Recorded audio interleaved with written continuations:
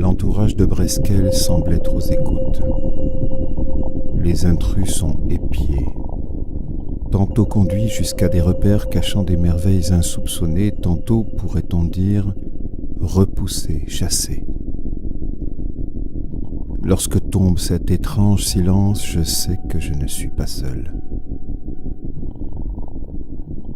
Je me souviens d'un jeu que dans mon enfance je trouvais palpitant. L'un des participants se tenait debout, le visage caché dans ses mains, tandis que les autres s'approchaient de lui par derrière, en tapinois. Dès qu'il se retournait, les attaquants devaient aussitôt s'immobiliser.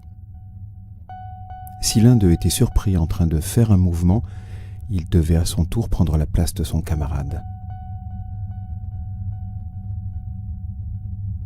Comment décrire ce sentiment d'insécurité qui s'emparait de vous quand vous saviez la proie de créatures qui restaient immobiles et souriantes dès que vous tourniez la tête? C'est cela que je ressens à Breskel. Que se passe-t-il derrière moi quand je ne regarde pas? Quels changements subtils s'opèrent sous mes yeux sans que je sois en mesure de les observer? Breskel a de nombreux visages.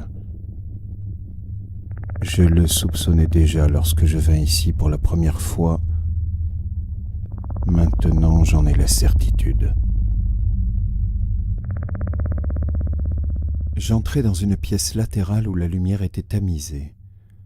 Elle comportait 3 tableaux, un à chaque mur. Je vis aussitôt Breskel, bien que ce ne fût pas Breskel tel que mes yeux le connaissent. C'était Breskel, mais vu dans un cauchemar.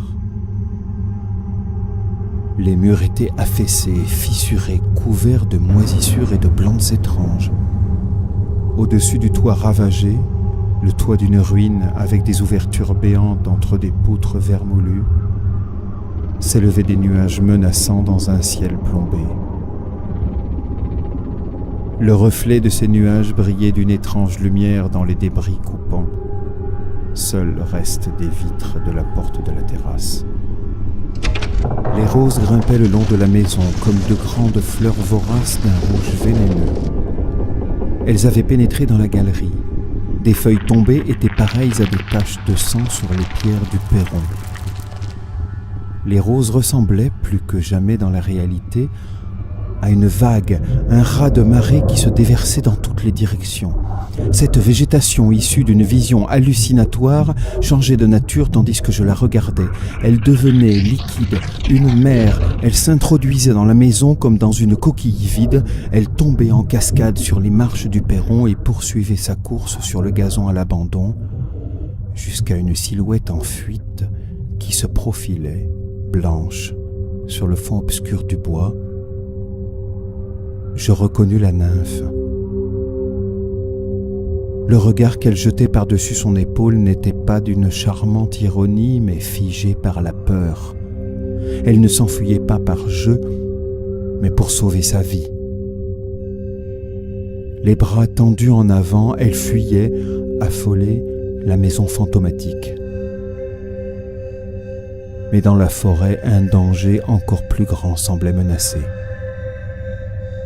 Les arbres étaient nus, carbonisés, rongés par le feu ou la foudre. Une forêt de souches noires. J'étais comme pétrifié devant cette toile. Je ne sais si elle était belle ou laide. C'était un tableau qui donnait le frisson, une vision jaillie d'un cerveau malade. Quiconque est capable de voir dans la calme et mystérieuse beauté de Breskel, dans l'éclat des roses épanouies, le symbole de la mort, de la décomposition, doit avoir porté la mort et la décomposition dans ses yeux et son cœur. Cette image de Breskel, Éline l'a trouvée dans son souvenir après avoir passé des années dans un autre monde, une autre vie.